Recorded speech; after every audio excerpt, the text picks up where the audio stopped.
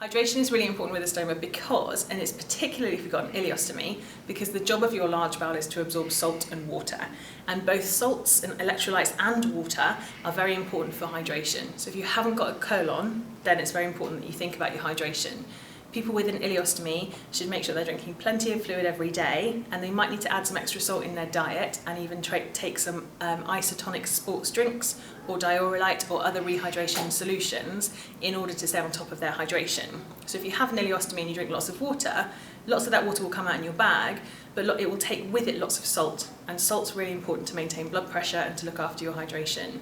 If you're struggling with that, it's really important that you go and seek medical advice because long-term dehydration can be damaging for our kidneys.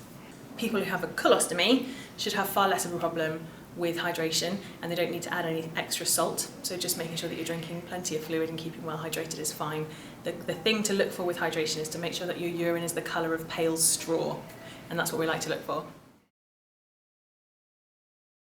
Salt in the diet can be bad for things like blood pressure if you don't have a stoma. So if you haven't got a stoma, then eating too much salt is really bad for blood pressure, bad for our long-term health. When you have an ileostomy, primarily you lose a lot of salt in your ileostomy. So when you drink lots of water, you lose more salt and you lose more water because you're drinking, it's all flushing through. What salt does when you add it to water to help rehydrate you is that it helps the water to pass into your bloodstream. Otherwise it gets a bit stuck in your bowel and it can be flushed through. So salt helps, it's called osmosis. The process of osmosis occurs better when there's salt in the fluid. It helps to drag the fluid along across the bowel wall and into the bloodstream.